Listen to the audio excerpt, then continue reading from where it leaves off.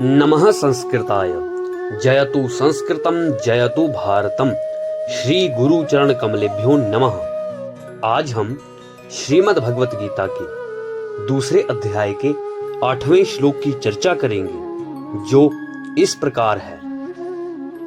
नहि प्रपश्यामि ममापुनुद्यात् यच्छोकमुच्छोषणमिन्द्रियाणाम् अवाप्य भूमावसपत्नमृद्धम् राज्यं सुराणाम् अपि चाधिपत्यम्। हमने पिछले श्लोक में पढ़ा था कि अर्जुन भगवान कृष्ण से कहते हैं कि मैं किम कर्तव्य विमूढ़ हो गया हूँ, मेरा मन धर्म के विषय में भी भ्रमित हो गया है। मेरे लिए जो कल्याणकारी हो कृपा करके वह मुझे बताइए, मैं आपका शिष्य हूँ। यह बात अर्जुन भगवान कृष्ण से कहते हैं कि मैं आपका शिष्य बन गया हूँ और आप मेरे गुरु हैं, कृपा करके मेरा कल्याण कीजिए। तो आज के श्लोक में अर्जुन कहते हैं कि मुझे कोई भी ऐसा उपाय नहीं दिखता जो मेरी इंद्रियों को सुखा देने वाले इस दुख को दूर कर सके। अगर मुझे पूरी पृथ्वी का शांतिपूर्ण राज्य भी मिल जाए तब भी मैं अपने इस दुख को निवृत्त नहीं हो सकता।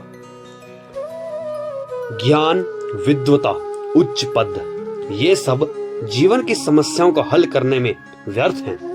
इसमें अगर कोई सहायता कर सकता है तो वह है एकमात्र गुरु। अतः प्रामाणिक गुरु वही है जो वैष्णव हो। पद्म पुराण में कहा गया है, षट कर्म निपुणो विप्रो मंत्र तंत्र विशारदः अवैष्णवो गुरुर्न स्यात् वैष्णवः स्वपचो गुरु। अर्थात वैदिक ज्ञान में पारंगत विद्वान ब्राह्मण भले ही वह 6 कर्मों में निपुण क्यों न हो, परंतु यदि वह वैष्णव नहीं है तो वह गुरु बनने का पात्र नहीं है। परंतु यदि कोई शूद्र भले ही वह विद्वान न हो, यदि वह वैष्णव है तो वह गुरु बनने का पात्र है। अतः यदि हम सदा के लिए शोक का निवारण चाहते हैं तो हमें गुरु की शरण ग्रहण करनी होगी। जिस प्रकार अर्जुन भगवान कृष्ण की शरण ग्रहण करते हैं कि मैं अब आपका शिष्य हूँ, कृपा करके मुझे मेरे कल्याण का रास्ता दिखाइए। तो आज के श्लोक में अर्जुन सामान्य सी बात यह कहते हैं कि मेरा शोक मुझे तो दूर होता नहीं दिखाई दे रहा है।